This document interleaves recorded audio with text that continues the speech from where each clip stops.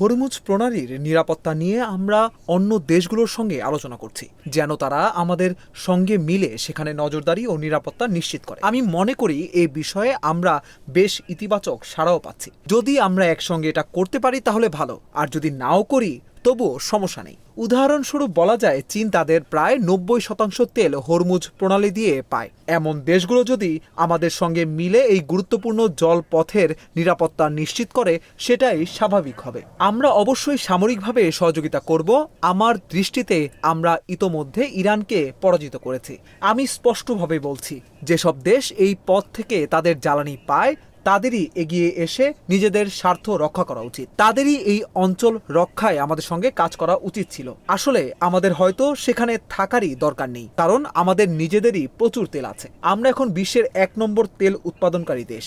আমরা প্রায় দ্বিগুণ উৎপাদন বাড়িয়েছি, সম্ভবত তারও বেশি। তারপরও আমরা মধ্যপ্রাচ্যে থাকি, কারণ আমাদের হয়তো অভ্যাস হয়ে গেছে। তাছাড়া আমাদের কিছু গুরুত্বপূর্ণ মিত্র দেশের নিরাপত্তা নিশ্চিত করাও আমাদের দায়িত্ব বলে মনে করি। Some very good allies.